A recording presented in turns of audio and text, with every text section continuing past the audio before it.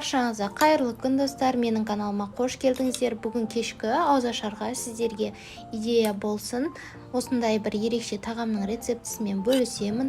Бұл кәдімгі орама тағамның ерекше түйілу жолымен жасалынады, дәмі өте әдемі болып шығады. Видеоны міндетті түрде соңына дейін қарап, менің арнама тіркеліп, қоңыраушаны басып қоюды ұмытпаңыздар. Ең алдымен салқын суға жарты ас қасық тұз салып араластырып, оның үстіне бір жұмыртқаны салып, жақсылап араластырып аламыз.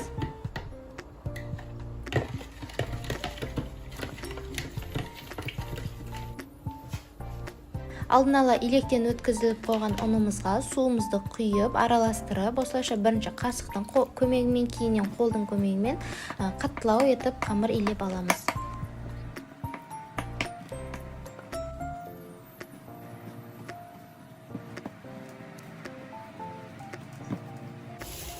Иленіп болған дайын қамырымызды салафанға салып 15 минутқа тындырып қоямыз.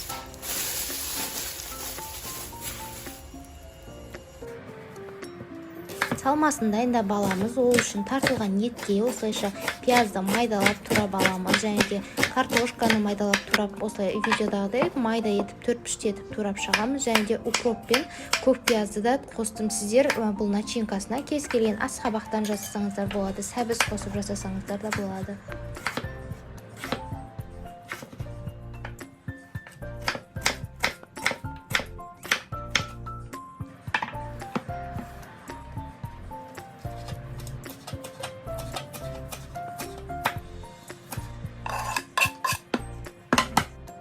Тұз, бұрыш және де кішкене сочный болу үшін сұйық майымызды қосып, жақсылап араластырып аламыз.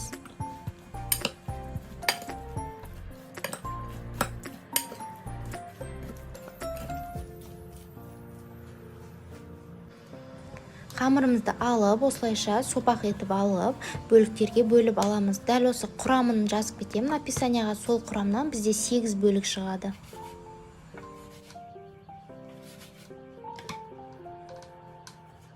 Әрбір бөлікті кішкентай етіп дөңгелектеп, зуала етіп қойып қоямыз. Бетін жауып, салафанмен тағы да 10 минутқа қойып қойсаңыздар, жайылуға өте қолға икемді болып, әдемі болып шығады.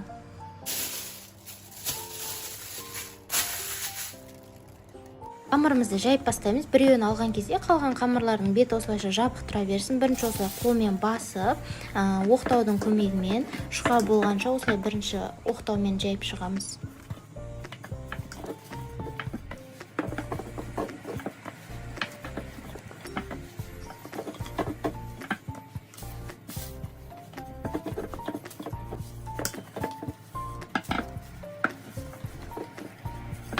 Жұқа етіп жайып аламыз. Дөңгелек қылып ортасына осылайша сұйық майды жағып шығамыз. Щетканың немесе ыңғайлы болса қолдың көмегімен жақсылап жайып аламыз.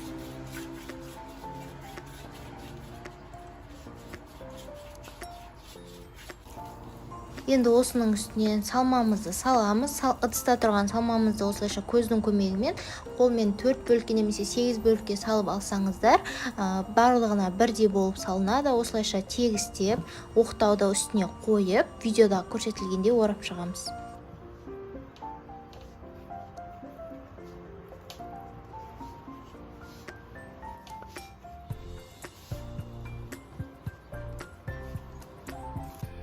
Енді осылайша видеода анық көрсетілген қолмен екі шетінен ортасына қарай жиырып, оқтаудан жайлап шығарып аламыз. Шеттерін кішкене қолмен жабыстырып жібереміз. Видеода көріп тұрғандарыңыздай түрі өте әдемі болып шығады. Піскен кезде де дастарханда өте әдемі көрінеді. Тағы да бір рет барлығын қайтадан сіздерге анық болу үшін көрсетіп жіберейін. Қамырымызды осылайша әдемілеп, дөңгелек етіп жайып аламыз. Қамырларыңыздың шеті қалың болып қалатын болса, оқтаудың шетін ғана ұстап, ирелектеңіздер, сонда шеттері жұқа болып шығады.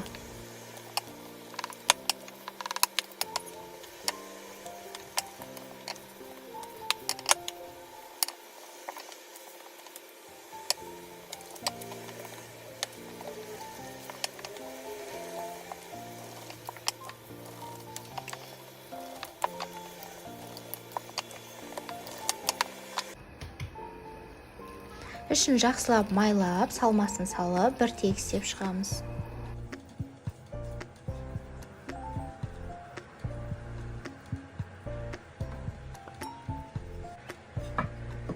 Оқтаумен жақсылап видеодағыдай орап шығыңыздар.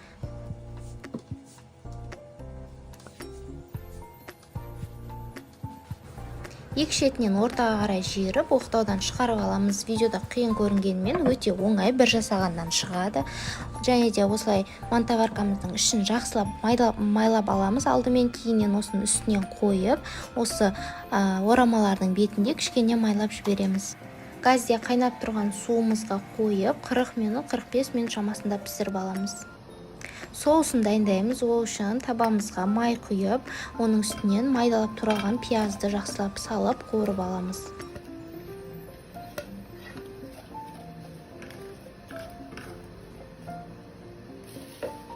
Оның үстіне майдалап туралған 2-3 помидорды салып, жақсылап қуырамыз.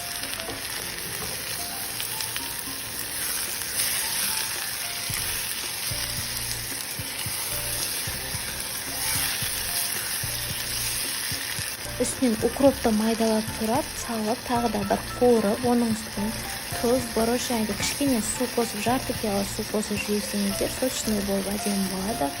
10 минуттай астын жай отқа қойып, қайнатып, кейіннен астын өшіреміз.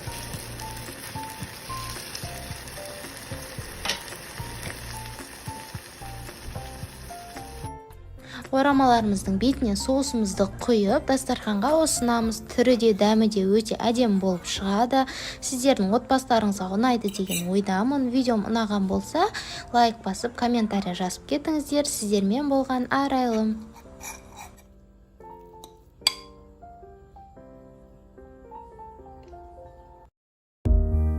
Как совершать платежи быстро и без комиссий?